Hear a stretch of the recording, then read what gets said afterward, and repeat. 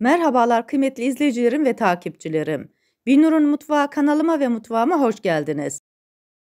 Bugün sizler için sadece 2 adet hazır yufkadan bir tepsi börek yapacak şekilde börek hazırladım. Bunun tarifini paylaşıyor olacağım. Bu yapmış olduğum böreği isterseniz buzluğunuzda saklayabilirsiniz. İsterseniz hemen pişirip afiyetle tüketebilirsiniz. Ben bir kısmını buzluğa koydum, bir kısmını pişirdim. Videomda her iki aşamayı da göstereceğim. Sizleri daha fazla bekletmeden tarifime geçiyorum. Herkese iyi seyirler. İç harcımızı hazırlıyoruz. 170 gram lor peynirinin içerisine çeyrek demet maydanozu koyuyorum. Bu iki malzemeyi güzelce karıştırıyorum.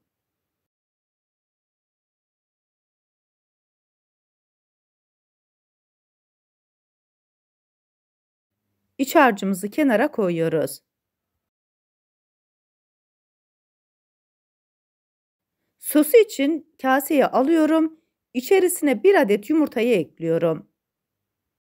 Daha sonra yarım su bardağı sıvı yağ, 1 su bardağından 1 parmak eksik sütü ekliyorum. Tarifimde kullanmış olduğum su bardağı ölçüsü 200 mililitre. Çırpıcı yardımıyla sosumuzu güzelce karıştırıyoruz.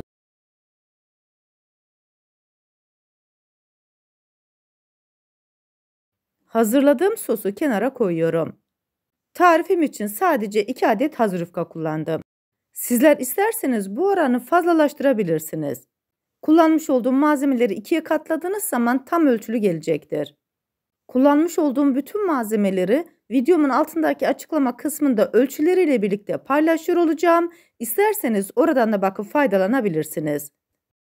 1 adet yufkayı birkaç kez katlıyorum. Sonra bunu ikiye katlayarak parmağımla bastırarak iz yapıyorum.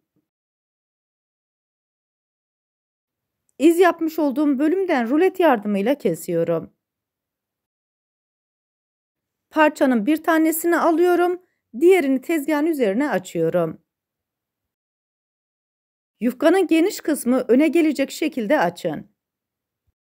Bu arada tarifimi buraya kadar izleyip beğendiyseniz ve hala kanalıma abone değilseniz, abone olarak beğeni ve yorumlarınızla beni desteklerseniz çok sevinirim. Yufkanın yarısını tezgaha açtım. Hazırlamış olduğum sostan birkaç kaşık koyuyorum.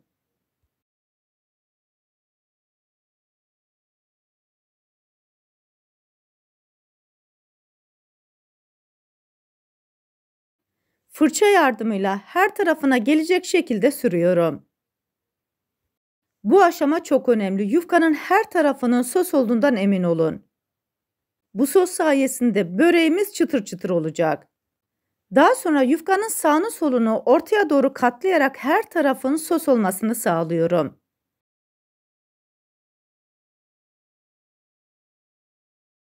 Yufkanın kenarlarını ortaya doğru katlıyorum.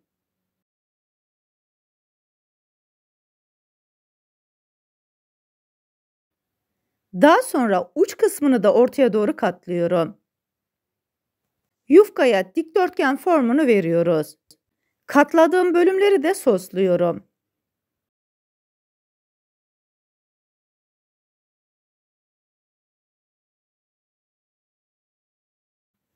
Tam uç kısmına hazırlamış olduğum iç harcından koyuyorum.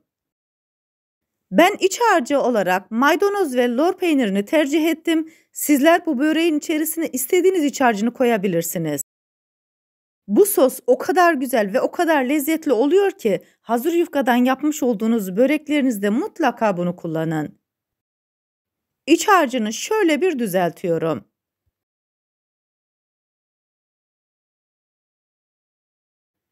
Daha sonra uçtan başlayarak yavaş hareketlerle katlıyorum. Bu aşamada çok sıkı ya da çok gevşek sarmayın. Diğer uca gelinceye kadar rulo yaparak böreği sarıyorum. Bu arada tarifimi buraya kadar izleyip beğendiyseniz sosyal medya hesaplarınızdan arkadaşlarınızla paylaşarak bana destek olursanız çok sevinirim. Ayrıca Binur'un Mutfağı YouTube kanalımda birbirinden güzel diğer tariflerim var. Onlara da göz atmayı sakın unutmayın. Yufkamızı rulo şeklinde sardık. Tam ortadan ikiye kesiyorum. Kestiğim parçaları yan yana gelecek şekilde tezgahın üzerine koyuyorum. Daha sonra tekrar ortadan kesiyorum.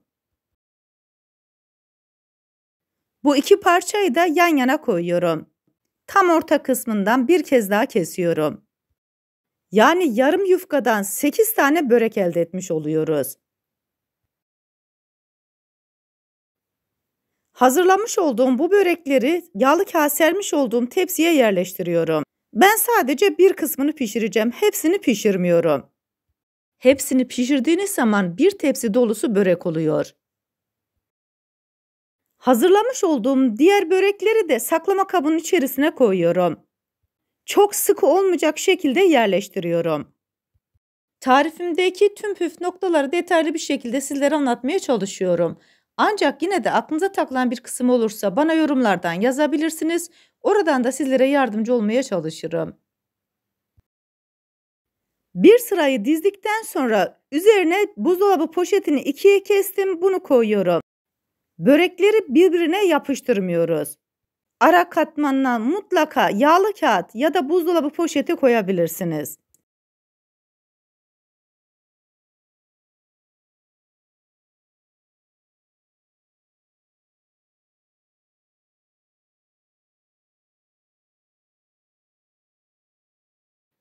Saklama kabının kapağını kapatıyorum.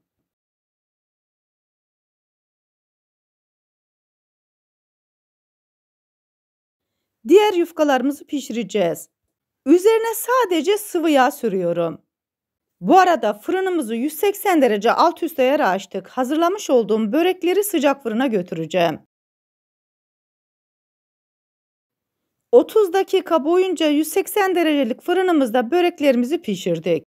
Tadına doyamayacağınız çıtır çıtır çok lezzetli börek elde ettik. Bir kısmını da buzluğumuza kaldırdık.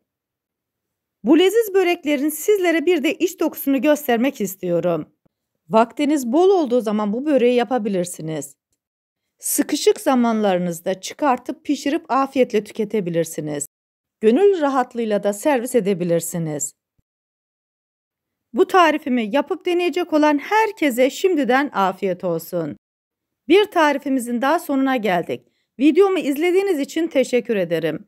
Bana destek olmak için tarifimi beğendiyseniz beğenmeyi, abone değilseniz abone olmayı, yeni tariflerimi izlemek için bildirim zilini açmayı, tariflerimi sevdiklerinizle paylaşmayı unutmayın.